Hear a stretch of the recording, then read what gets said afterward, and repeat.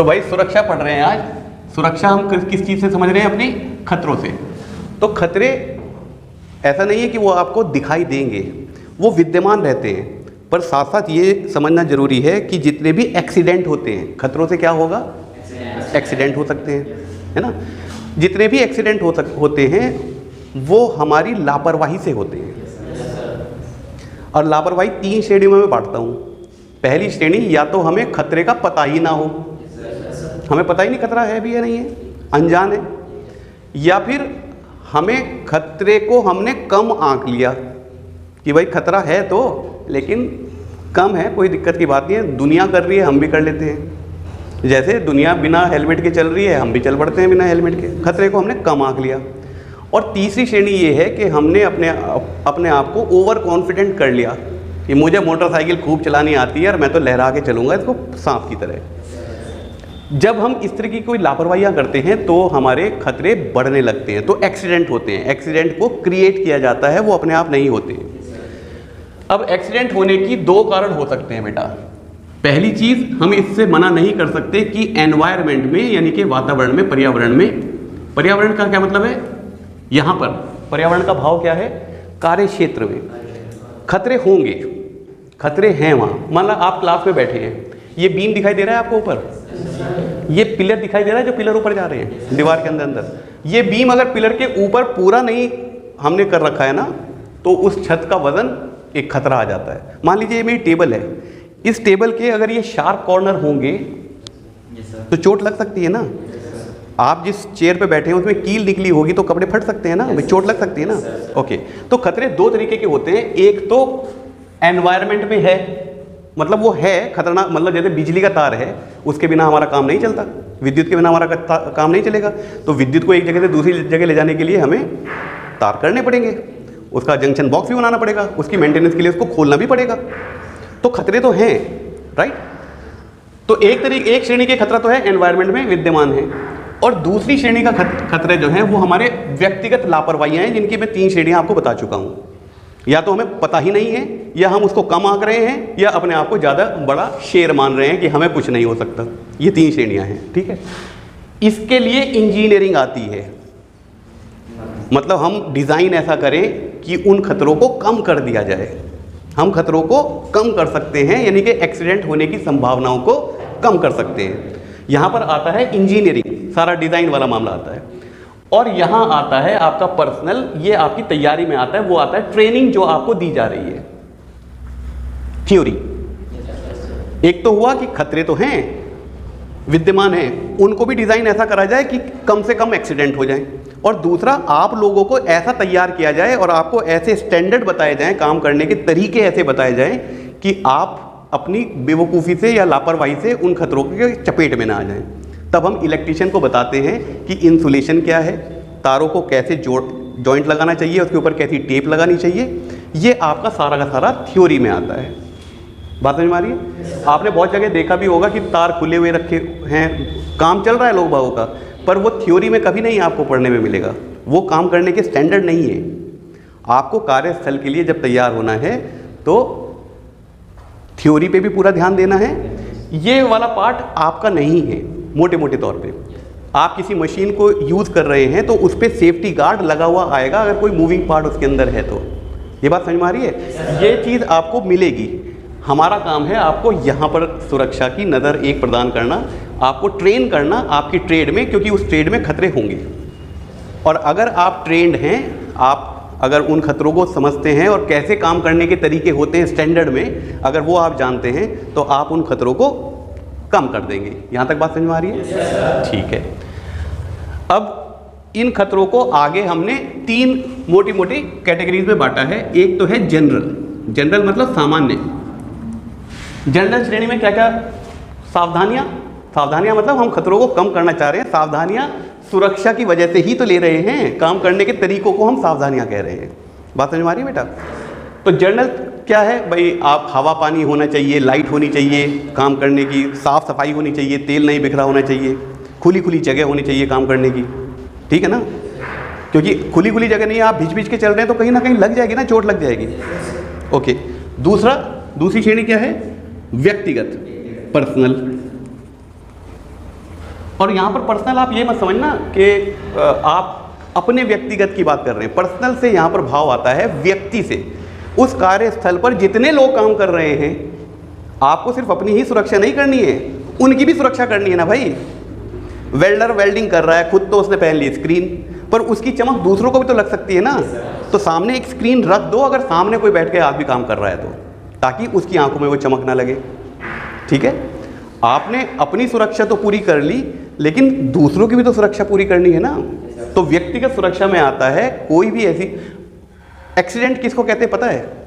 Accident किसको कहते हैं? जो आपको या कार्यस्थल की किसी भी प्रॉपर्टी को क्षति पहुंचा दे। अगर आपका नुकसान हो जाए उसको हम एक्सीडेंट कहते हैं। एक्सीडेंट में कभी फायदा नहीं होता, हमेशा नुकसान होता है। बात समझ में आ रही है? हमारे कार्य करते वक्त ऐसा कोई घटना हो जाए, ऐसी कोई घटना हो जाए जिससे कोई नुकसान हो जाए, उसको हम एक्सीडेंट की श्रेणी में रख सकते हैं। ये बात समझ में आ रही है आपको? ओके। तो पर्सनल श्रेणी में ना सिर्फ आपकी, आपके सहकर्मियों की सुरक्षा भी इसमें आएगी। ऐसा नहीं है कि आपने खुद तो सारे वो पीपीई जिसको कहते हैं पर्सनल प्रोटेक्टिव इक्विपमेंट आपने तो पहन रखे हैं, फिर आप कह रहे हैं अब दुनिया मरे, मेरे तो कोई मतलब नहीं। ठीक है ना, ऐसा नहीं हो सकता ना। आप कह रहे चल मुझे तो चोट नहीं लगेगी, ये हथौड़ा घन मारता हूँ, नीचे एक बेचारा छेनी लेके बैठा है, उसके सिर पे टिक गया वो, तो अगर वो बिंटा ढीला हुआ उसका तो आपको ना सिर्फ अपनी सुरक्षा का भाव रखना है, उन सब सुरक्षाओं का भाव रखना है जो आपके सहकर्मी हैं, उनकी सुरक्षा का भी रखना है। तो ये हम पढ़ेंगे इसमें पर्सनल सिक्योरिटी, उसमें सेफ्टी में। और तीसरी श्रेणी है, तीसरी श्रेणी क्या है? मशीन्स की। अब इस मशीन की जब हम सेफ्टी की बात करते हैं तो आप खाली मशीन की सेफ्टी मत करना, मशीन और उसके ऊपर जो जॉब बन रहा है, जॉब की भी तो सिक्योरिटी सेफ्टी है भाई। जॉब में लागत लग रही है, अगर वो गलत बन गया तो क्या हमारा नुकसान, उसको हम एक्सीडेंट नहीं कहेंगे। आमतौर पे हम ठीक बनाते हैं, लेकिन आज अपनी लापरवाही की वजह से हमारा जॉब गलत बन गया, ऐसा हो सकता है ना। तो मशीन एंड जॉब, ये तो हुए मुख्य जो आपके कोर्स में लिखे हुए हैं आपके एग्जामिनेशन पॉइंट ऑफ व्यू से। पर खतरे यहाँ तक सीमित नहीं है बच्चों। और पर्सनल में ना, पर्सनल में एक तो होता है फिजिकल खतरा जिसमें चोट लग जाती है, इसमें साइकोलॉजिकल खतरा भी है, इसमें साइकोलॉजिकल खतरा भी है। वो क्या मतलब है? कोई ऐसी चीज़ ना हो जाए जो हमारे मनोदशा को ख़राब कर दे, हमारी सैलरी कट जाए, हमें डांट पड़ जाए, ये भी तो खतरे हैं ना। ये खतरे नहीं मानोगे आप? ये वो सारे खतरे हम पढ़ेंगे एम्प्लॉयबिलिटी स्किल्स में, एम्प्लॉयबिलिटी स्किल्स में। इन खतरों से ना सिर्फ हमारे व्यक्तियों को जो काम कर रहे हैं उनका नुकसान होता है, हमारी कंपनी का नुकसान होता है, हमारी प्रोडक्टिविटी का नुकसान होता है। भाई चोट लग जाएगी तो आप कुछ देर के लिए बाहर जाएंगे ना, भाई पट्टी वट्टी करवाने, बुखार हो गया या कोई इन्फेक्शन लग गया आपको, तो एक दिन की छुट्टी कर लेंगे ना आप, तो कंपनी का नुकसान होता है बेटा। आप आधे मन से काम करेंगे तो जॉब गलत बनने की संभावना बढ़ जाती है ना, तो कंपनी का नुकसान हो गया। खतरे सिर्फ इन्हीं 3 श्रेणी में नहीं है, खतरे आपकी कंपनी के प्रॉफिट का भी है, वो भी हमारी जिम्मेदारी है। भाई जहाँ से हम सैलरी ले रहे हैं, क्या उसका प्रॉफिट बढ़े ज़्यादा से ज़्यादा, ये हमारी जिम्मेदारी नहीं होनी चाहिए? होनी चाहिए ना।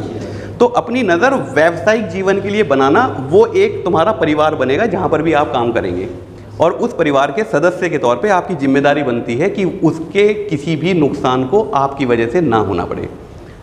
फिर भी होगा, हम इस ट्रेनिंग का मकसद ये है कि उन खतरों को कम से कम कर दिया जाए और सेफ एक काम करने के तरीके होने चाहिए।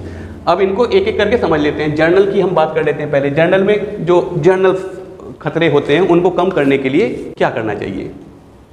कुछ है आपके अंदाज में? मतलब जो आपका कार्यस्थल है उसमें क्या क्या सावधानियां होनी चाहिए कि हमारे पास खतरे ना आए? फर्श साफ होना चाहिए, फिसलन नहीं होनी चाहिए है बेटा, सीलन वगैरह जो चिप्स वगैरह निकलती हैं उनको, उनका साफ करने का एक मैनेजमेंट होना चाहिए हमारे पास। ठीक है, और खुली खुली जगह होनी चाहिए, रास्ता चलने का अलग होना चाहिए, काम करने का अलग होना चाहिए, सामान को रखने का अलग होना चाहिए, स्टोर अलग होना चाहिए। ऐसा ना हो सारी चीज़ें वहीं रखी हुई हों। और क्या हो सकता है भाई? खुले हुए बिजली के तार नहीं होने चाहिए। अगर उस फैक्ट्री में कोई ऐसा काम है जिसमें जैसे एसिड वगैरह है या कोई इस तरह की हानिकारक कोई केमिकल है, तो उसको अलग टैंक में ऐसा रखा होना चाहिए कि वो लीक ना हो सके। और हर आदमी अपने अपने स्टेशन पे जब काम कर रहा है तो दूसरे को सुरक्षित रख के काम कर पा रहा हो। यहाँ तक बात समझ में आ रही है बच्चों? आप लोगों को आ रही है? ठीक है। और क्या क्या हो सकते हैं? और इसमें ना जर्नल जो है, इसमें बहुत सारे जापानीज लोगों ने खास तौर से बहुत सारे हमारे एक नियम बनाए, हालांकि वो प्रोडक्टिविटी और क्वालिटी से भी रिलेटेड हैं, उसमें एम्प्लॉयबिलिटी स्किल्स में भी पढ़ेंगे उनको। 5S आता है, क्योंकि जैसा मैंने आपको बताया, अगर सुरक्षा पे हमने ध्यान नहीं दिया तो उसका असर सीधा सीधा हमारी प्रोडक्शन पे जाता है, उसका असर सीधा सीधा हमारे प्रोडक्ट की क्वालिटी पे जाता है। भाई अगर हमें चोट वोट ज़्यादा लगने लगे काम करते हुए, खतरे बहुत ज़्यादा होंगे, तो प्रोडक्टिविटी कम हो जाएगी ना, लोग बाग छुट्टियां लेंगे, चोट लगेगी, बीमार होंगे, या संभल के काम करेंगे, तो धीरे धीरे काम नहीं करेंगे। समझ में आ रही है? क्वालिटी पे भी असर पड़ता है। आपका मन नहीं करेगा ना कि यार यहाँ पे कोई सुविधा तो है नहीं काम करने की, तो आप पूरे मन से काम नहीं करेंगे तो क्वालिटी पे असर पड़ जाएगा ना। ठीक है, समझ में आ रही है? ये सारी चीज़ें उसमें पढ़ेंगे, पर मैं आपको जर्नल इसकी सेफ्टी के बारे में बता रहा हूँ। 5S उसमें क्या है, सबसे पहले सॉर्ट करो, ये सारे नाम S से शुरू होते हैं, हर चीज़ अलग अलग हो, कटिंग के जितने भी टूल्स हैं वो अलग रखे हुए हों, मार्किंग के टूल्स अलग रखे हुए, ऐसा ना हो सबको आपने एक डब्बे में रख रखा है, वहीं पे मोटर भी रखी है, वहीं पे पंप भी रखे हैं, वहीं पे वेल्डिंग का सामान भी रखा है, अलग अलग सामान रखा हो सब जगह, क्योंकि सामान की भी तो सुरक्षा है ना। अगर छेनी और आपकी रेतियाँ एक साथ टकरा रही होंगी तो रेतियाँ कुंद नहीं हो जाएंगी आपकी। समझ में आ रही है नहीं बात? तो सबसे पहले है सॉर्ट, फिर है सेट। सेट मतलब ऐसी ऐसी जगह रखो उन सामानों को जो ज़्यादा इस्तेमाल होने वाली चीज़ें हैं वो करीब होनी चाहिए ताकि आप हाथ से उठा लो उनको, जो कभी कभी इस्तेमाल होने वाली चीज़ें हैं वो पीछे की तरफ रखी होनी चाहिए, जो भारी सामान है वो नीचे की तरफ होना चाहिए, जो हल्का सामान है ऊपर होना चाहिए। ये बात समझ में आ रही है? उसको सेट करो। ठीक है।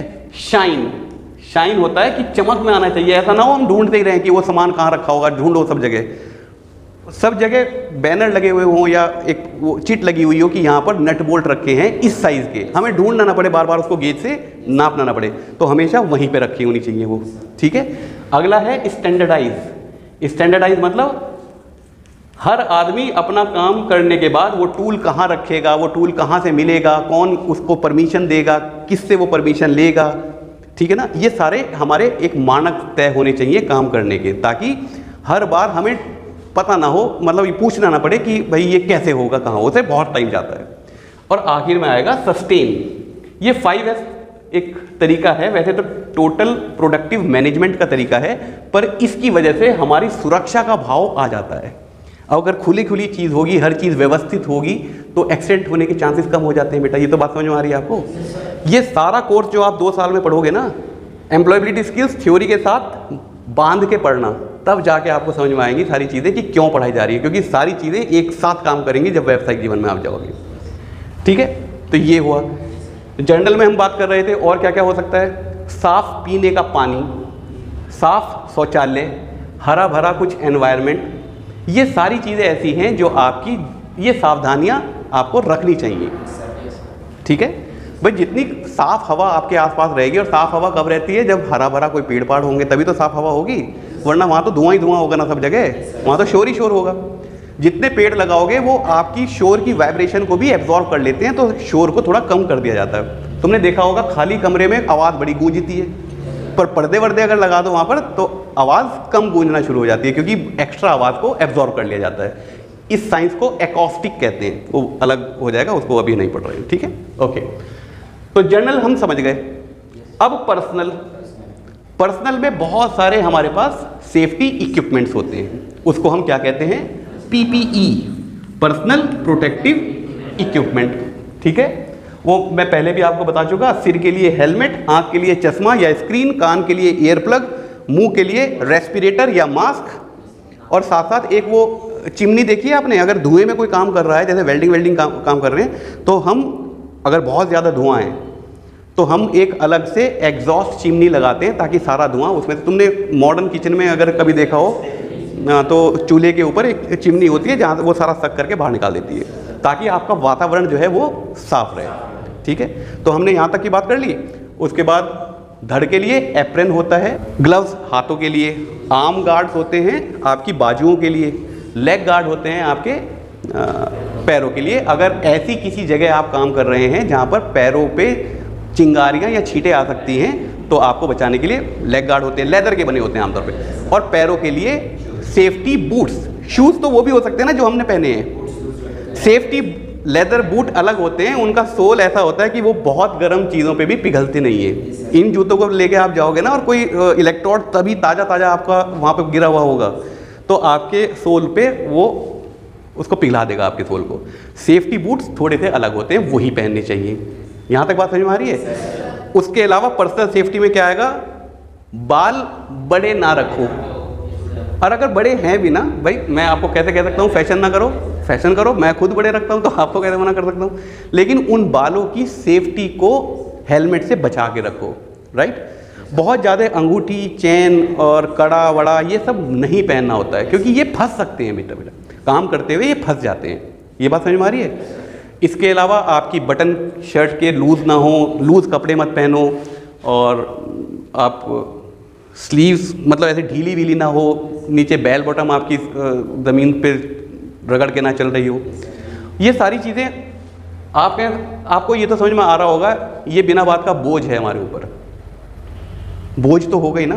तुम्हें लगता है क्रिकेट तो सब खेलते हो, तुम्हें लगता है कि क्रिकेट जो खेलते हैं वो पैड बांध के बहुत तेज़ी भाग सकते होंगे? अरे पैड बांध रखा है, ग्लव्स पहन रखा है तो मुश्किल होती होगी ना। वो अलग बात है कि कुछ साल खेलने के बाद उन्हें आदत पड़ जाती है उनको पहन, पर बिना बात का बोझ तो है ही ना। पर सेफ्टी फर्स्ट है बेटा। पहले हम सबसे पहले आपको ये क्यों समझाते हैं, खेल के खतरे पहले समझ लो, नियम पहले समझ लो, तब हमें आपको खेलना सिखाएंगे। फिटर को फिटर का और इलेक्ट्रिशियन को इलेक्ट्रिशियन का और बाकी सारी ट्रेड को उनकी ट्रेड का।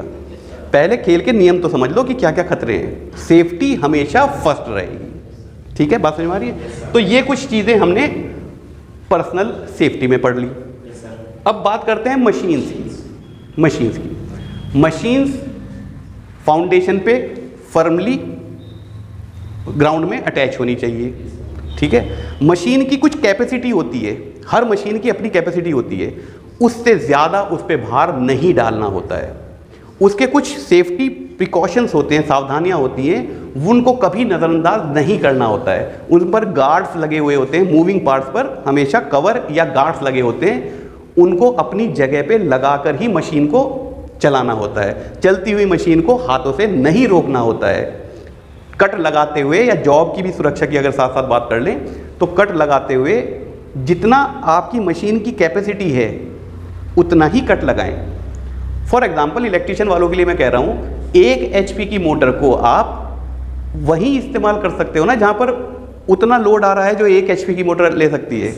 उस पर आप 5 किलोवाट की मोटर का अगर लोड डाल दोगे या 5 HP की मोटर का लोड डाल दोगे, दोनों में फ़र्क है HP अलग होती है, किलोवाट अलग होती है, तो वो फूक जाएगी ना भाई। तो मशीन की सुरक्षा को हमने ब्रीच कर दिया ना, मशीन की सुरक्षा को हमने खतरे में ला दिया। जो मशीन की कैपेसिटी है उस मशीन की कैपेसिटी के अनुसार उस पर लोड डाला जाएगा, ठीक है? जैसे आप ग्राइंडिंग कर रहे हैं मान लीजिए, तो एक खास प्रेशर है, इसीलिए ग्राइंडर मैन को ट्रेनिंग दी जाती है पहले। एक प्रेशर के अंदर भी आप उसको लगाएंगे, वरना वो लगभग 7,500 RPM पे घूम रहा है। अभी जैसे मैंने पहले कहा था ना, आपको पता ही नहीं है कि खतरा क्या है, या आपने उस खतरे को कम आंक लिया। 7,500 RPM मैंने आपको बता दिया, 7,500 RPM। इस नाम को सुन के आपको कोई खतरा महसूस हो रहा है? नहीं हो रहा। आपको पता ही नहीं है कितनी बड़ी स्पीड है, आपको अंदाजा ही नहीं है ये कितनी बड़ी स्पीड है। ये बहुत बड़ी स्पीड है बेटा, 7,500 RPM। तो अगर वो जो ग्राइंडिंग व्हील है आपका, आपने उसको बहुत अनाड़ीपन से चलाया तो वो चलते चलते टूट सकता है, और अगर वो टूट गया तो लगभग गोली की तरह निकलेंगी उसकी टूटे हुए हिस्से। 7,500 RPM पे चल रहा है, और ये कितनी बड़ी स्पीड है इस बात का अंदाज़ा आप इससे लगा सकते हो कि आपका जो पंखा है ये लगभग 300 से 500 RPM की रेंज में चलता है। कहाँ 300 RPM और कहाँ 7,500 RPM। समझ में आ रही है वो कितनी बड़ी स्पीड है? आपने ऑक्सीजन का सिलेंडर देखा होगा, ऑक्सीजन का सिलेंडर। मैं आपको कहूँ ऑक्सीजन के सिलेंडर में 150 किलोग्राम प्रति सेंटीमीटर स्क्वायर का प्रेशर होता है। मान लीजिए मैं आपको ये कहूँ, ये पढ़ने से आपको अंदाज़ा नहीं आ रहा कि वो कितनी खतरनाक चीज़ है। वो बम है, बम। आप बात समझ में आ रही है? उसकी अगर वाल्व को भी हल्का सा हमने लापरवाही से या अनाड़ीपन से या बदतमीजी करी ना उसके साथ, तो वो बहुत बड़ा नुकसान कर सकता है। और आपने देखा होगा आमतौर पे ऑक्सीजन सिलेंडर को ऐसे पटक दिया जाता है, उसको नीचे से टांगे मार मार के उसकी फुटबॉल बना दी जाती है एक जगह से दूसरी जगह ले जाने के लिए। ये तरीके नहीं है हमारे काम करने के। वो हमेशा ट्रॉली पे खड़ा होना चाहिए, खड़े होके ट्रॉली पे तब जाएगा वो अपनी जगह काम करने।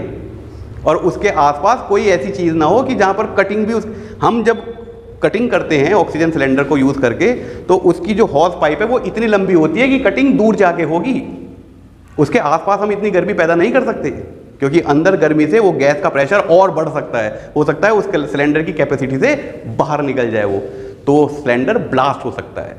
खतरे हैं तो आपको थ्योरी में पढ़ाया जाएगा, ट्रेन किया जाएगा कि आप कैसे उन खतरों को, उनको अगर साध के चलोगे ना, आप एक्सपर्ट होंगे, तो वो आपके गुलाम होके काम करेंगे और आप कंपनी का और अपना फ़ायदा करवाएंगे। लेकिन अगर आप अनाड़ीपन से काम करोगे तो अपना भी नुकसान कर लोगे और कंपनी का भी नुकसान कर दोगे। इसलिए सेफ्टी फर्स्ट। और मशीन के क्या क्या हो सकते हैं भाई? गार्ड हमने बता दिया,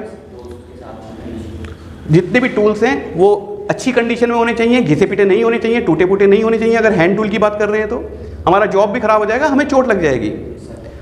आगे जाके हम बताएंगे आपको आरी चलाने का और रेती चलाने का, प्रैक्टिकल में बताएंगे, उसका भी एक तरीका होता है, स्टैंडर्ड होता है। हम अपनी ताकत नहीं दिखा सकते उसको, सिर्फ ताकत से काम नहीं चलेगा, स्किल चाहिए, ताकत नहीं चाहिए। क्या चाहिए? स्किल चाहिए। क्योंकि ताकत से ही अगर काम करवाना होता तो हम तुम्हारे हाथों में नाखून लोहे के ना लगा देते कि घिस इसको, खुरच। हमने वो सिंपल मशीन बनाई है, टूल बनाई है ताकि ताकत कम लगे, लेकिन स्किल चाहिए। उसका साइज बनाना पड़ेगा, टॉलरेंस में बनाना पड़ेगा, स्किल चाहिए। और वो स्किल के साथ साथ सेफ्टी की नज़र साथ साथ रहेगी। ये बात समझ में आ गई? आज हमने जो डिस्कस करा है बच्चों, वो था सेफ्टी, सुरक्षा का पहला। अब इस टॉपिक में, आज के इस लेक्चर में आपके कोई सवाल हो तो आप पूछ सकते हैं। आरपीएम की फुल फॉर्म है राउंड्स पर मिनट, या इसको रेवोल्यूशन पर मिनट भी कहते हैं। 1 मिनट के अंदर वो इतने चक्कर काट रहा है। जैसे आपका पंखा है ना, मैंने बताया ये 300 से 500 आरपीएम के बीच में चलता है, वो रेगुलेटर लगा रहता है ना आपका। ऐसे तो आप इसको 20 आरपीएम पे भी चला सकते हो, पर इसकी मैक्सिमम स्पीड बता रहा हूँ पंखे की, वो 300 से 500 आरपीएम के बीच में होगी। यानी कि 1 मिनट में वो 300 चक्कर या 500 चक्कर काटने वाला है। ये 1 मिनट में 7,500 चक्कर काट रहा है। बहुत बड़ी स्पीड है बेटा वो, और उसके खतरे बहुत ज़्यादा हो जाते हैं। इसीलिए उसके ऊपर एक गार्ड लगा रहता है कि अगर वो टूट भी जाए तो वो लोहे के गार्ड से टकरा के किसी को लगे ना। पर हम कहते हैं ओ यार अब छोटा हो गया, अब ये गार्ड फंस रहा है, तो हम गार्ड को खोल के और फिर चलाने लगते हैं। वो स्टैंडर्ड में वो तरीका नहीं है बेटा। हम कभी कभी लालच में क्या करते हैं कि वो ग्राइंडिंग व्हील घिसते घिसते छोटा हो गया, अब वो गार्ड तो इतना बड़ा है, वो तो पूरे ग्राइंडिंग व्हील के लिए बना है ना। तो जब हम उसको ग्राइंड करते हैं तो वो गार्ड फंसने लगता है, मतलब वो ग्राइंडिंग होती नहीं है। हमें वो अभी लग रहा है कि और इसको घिस दें हम, और इसको इस्तेमाल कर लें, तो हम गार्ड उतार देते हैं ताकि वो छोटा पत्थर भी हम चला सकें। बात समझ में आ रही है? वो छोटा व्हील चला सकें, पर वो स्टैंडर्ड में नहीं आता है। आप उस व्हील को अलग निकाल के रखो और नया व्हील लगाओ, बड़े वाला व्हील लगाओ, तब चलेगा। फिर आप कहेंगे तो फिर तो नुकसान हो जाएगा, कंपनी वाले तो हमें कह देंगे तुम तो बहुत नुकसान कर रहे हो। कुछ ग्राइंडर ऐसे होते हैं जो कम आरपीएम पे चलते हैं, 3,500 आरपीएम पे चलते हैं, फ्लेक्सिबल शाफ्ट ग्राइंडर होते हैं। आप उनको वहाँ यूज़ कर लो ना, तरीके हैं हमारे पास और वो स्टैंडर्ड में आ जाते हैं। पर हमें जुगाड़ नहीं करना है बेटा, हमें रिस्क नहीं लेना है, क्योंकि खतरा जिस दिन आएगा उस दिन वो आपको ये नहीं देखेगा कि अरे यार पिछले 1 महीने से तो लड़का बहुत बढ़िया काम कर रहा था, आज बस जूते पहनना भूल गया, चलो आज इसको छोड़ देते हैं। ऐसा नहीं होने वाला है, ठीक है? सुरक्षा की नज़र हमेशा साथ रहेगी बेटा। और कोई सवाल किसी का? सवाल बहुत पूछा करो, आप भी अपने सवाल कमेंट्स में लिख सकते हैं, उनके जवाब दिए जाएंगे। सवाल बहुत पूछा करो बेटा। जब तक मेरे से बात नहीं करोगे ना, आपको ये चीज़ें रटनी पड़ जाएंगी। रटवाना तो है ही नहीं, आपको समझाना है और फिर प्रैक्टिकल करवा के आपके व्यवहारिकता में उसको लेकर आ जाना है, फिर उसको रटने की ज़रूरत नहीं होती है। कोई और सवाल भाई किसी का? तो इस लेक्चर को फिर आज के लिए विराम दे दें। कोई सवाल नहीं है बेटा किसी का? सुरक्षा समझ में आ गई बेटा? जो हमने आज पढ़ा है वो सिर्फ एक ओवरव्यू है, आपको समझाने के लिए है। आपको सलाह दी जाती है कि आप अपनी किताबें भी पढ़ें, यूट्यूब पे और गूगल पे बहुत सारे अच्छे मटेरियल होते हैं, उनको पढ़ें। कोई बात समझ में ना आए हमसे डिस्कस कर लो आगे। NSQF ये पढ़ाई से संबंधित है। NSQF national scheme for qualification framework, अगर मैं गलत नहीं हूँ तो। हमारी शिक्षा पद्धति जो है वो, आपका जो ये कोर्स है वो NSQF लेवल 5 में आते हैं। फिटर और इलेक्ट्रीशियन का कोर्स, 2 साल वाले जितने भी इलेक्ट्रीशियन के ITI के कोर्स हैं, ये NSQF लेवल 5 में आते हैं। हमने अपनी पूरी शिक्षा को, जो भी हमारे शिक्षा है, और हमने नहीं, विदेशों में सबने, हमने तो बाद में उनकी नकल करके ये बनाया है, हमने उसको 1 से लेकर 10 की श्रेणी में कर दिया। 1 से लेकर 10 की श्रेणी में NSQF लेवल 1, 2, 3, 4, 5, 6 ऐसे 10 तक कर दिया है। ये NSQF लेवल वो हैं जो स्कूल में आप पढ़ते हैं कि उसमें एक टीचर हर समय आपके सिर पे खड़े होकर आपको समझाएगा। ये शिक्षा ऐसी होती है। मतलब जो यहाँ तक पढ़े हुए हैं उनसे ये उम्मीद की जाती है कि छोटे मोटे काम, हल्के फुल्के काम वो कर सकते हैं, लेकिन उसको हमेशा आपको देखना पड़ेगा। जैसे बच्चों को होमवर्क मिलता है ना, वो घर जाके होमवर्क खुद कर लेंगे, लेकिन माँ बाप को देखना पड़ेगा, उनकी मदद करनी पड़ेगी। वो NSQF लेवल 1 से लेके 3 तक आते होंगे, फिर 8 से 12 तक वाले NSQF लेवल 4 तक आते होंगे, राइट। उनसे ये उम्मीद की जाती है कि वो कुछ जानकारियों को अपने साथ लेकर चल रहे हैं, और अगर उनको थोड़ा सा ट्रेन किया जाए तो वो इस ज़्यादा समाज के लिए ज़्यादा उपयोगी हो सकते हैं। NSQF लेवल 5 जहाँ पर आप हैं, इनसे ये उम्मीद की जाती है कि जिसने ये सर्टिफिकेशन कर रखा है, जिसने ये पढ़ाइयाँ, ये डिग्री ले रखी है या डिप्लोमा कर रखा है, वो एक तरीके के काम में अपने आप को पारंगत कर सकते हैं। शुरुआत में उन्हें थोड़ा सा सिखाना पड़ेगा, उसके बाद खुला छोड़ दो, उनको देखने की ज़रूरत नहीं, वो अपना काम जानते हैं। इसके बाद वाले जितने भी हैं वो PhD तक जाते हैं, इंजीनियरिंग सारी, बहुत सारे कोर्सेज हैं ना, इसके ऊपर भी तो बहुत सारे कोर्सेज हैं। वो कोर्सेज से ये उम्मीद की जाती है उन कोर्सेज को करने वाले कि वो फैसले लेंगे, वो प्रॉब्लम में फैसले लेंगे। आप लोग भी लेंगे अपने उस कार्य क्षेत्र, मतलब जो आपका रिस्पॉन्सिबिलिटी है उसके अंदर कोई प्रॉब्लम आती है तो आप फैसले ले सकते हैं, लेकिन आपको पूछना पड़ेगा।